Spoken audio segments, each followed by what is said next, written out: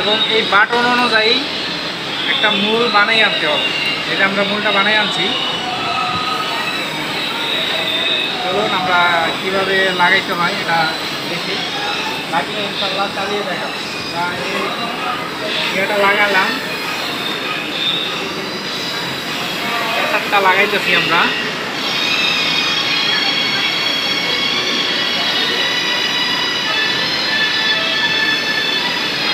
যেহেতু এটা বাংলা ক্যাসার, এটা নাটটা আমরা নিচ থেকে উপর দিকে দিই, আর অন্যান্য ক্যাসারে নাট ক্যাসার থাকে নিচে, নাটটা থাকে উপরে।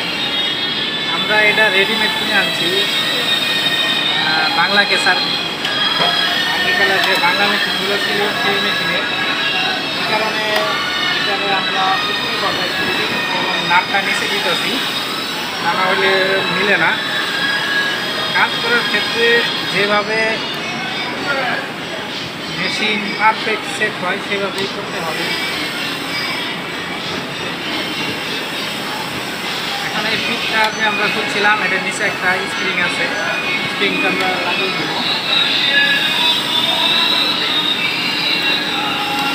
স্প্রিংটা লাগিয়ে দিলাম।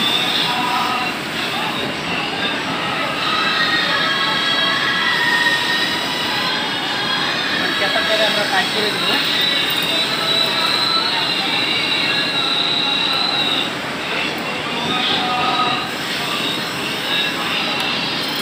হালকা ক্যাসারটাকে টাইট করে দিয়ে আমরা এই মূলটা লাগিয়ে নেব।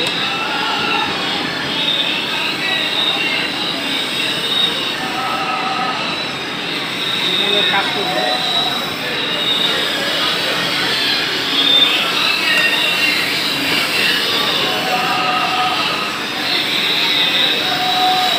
এই যে মূলটা,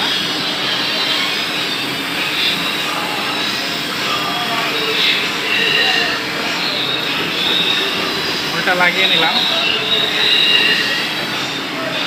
নাটটা টাইট করে দিব।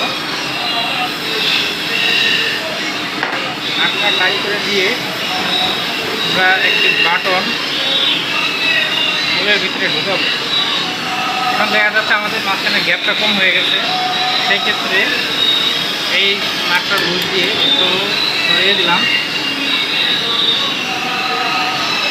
বাটনে ঢোকাতে যতটুকু লাগে ততটুকু, এই যে বাটনটা ঢুকিয়ে দিলাম। এখন বাটনটা হালকা একটু অ্যাঙ্গেল হয়ে রয়েছে, সেই কারণে আমরা আরেকটু নাটটা লুজ দিয়ে খাড়া করে দিব।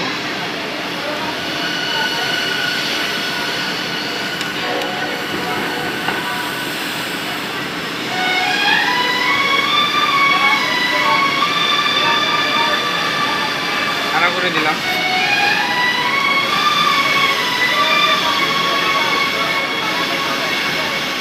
এখন আমরা এই মেশিনে প্রোগ্রাম করে দিই।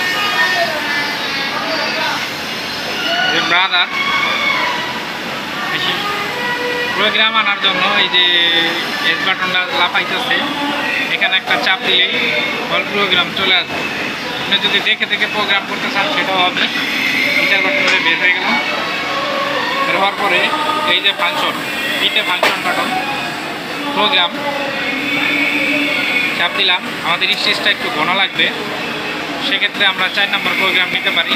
আরও বেশি ঘন আছে 22 স্টিচ, আরও বেশি ঘন আছে 26 স্টিচ। মোটামুটি ঘন না পাতলা নয়, আমরা ওটা স্টিচ 4 নম্বর নিলাম। নেওয়ার পরে আমাদের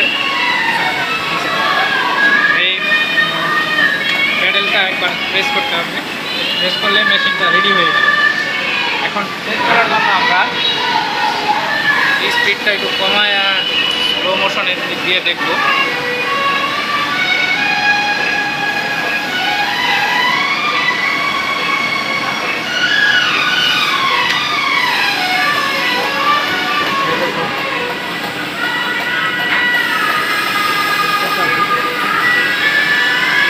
এখন আমরা চালিয়ে দেখি।